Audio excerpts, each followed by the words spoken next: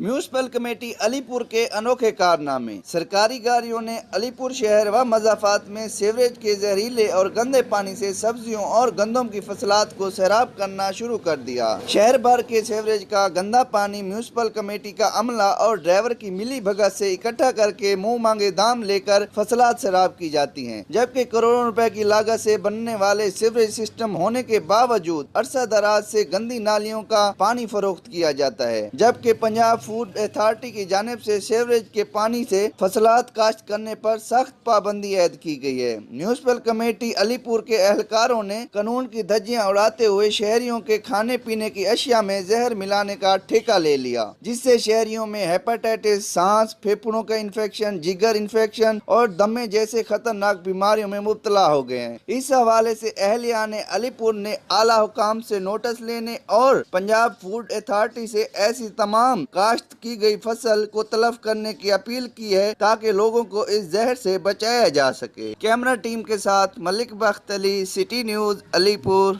हम लाते हैं top news, आपके फेवरेट टॉक शोज और अनलिमिटेड एंटरटेनमेंट सिर्फ यूट्यूब पर। अगर आपने अभी तक हमारा चैनल सब्सक्राइब नहीं किया तो अभी सब्सक्राइब करें और बेल आइकॉन को क्लिक करके हमारी लेटेस्ट वीडियोस के बारे में अपडेट जानें।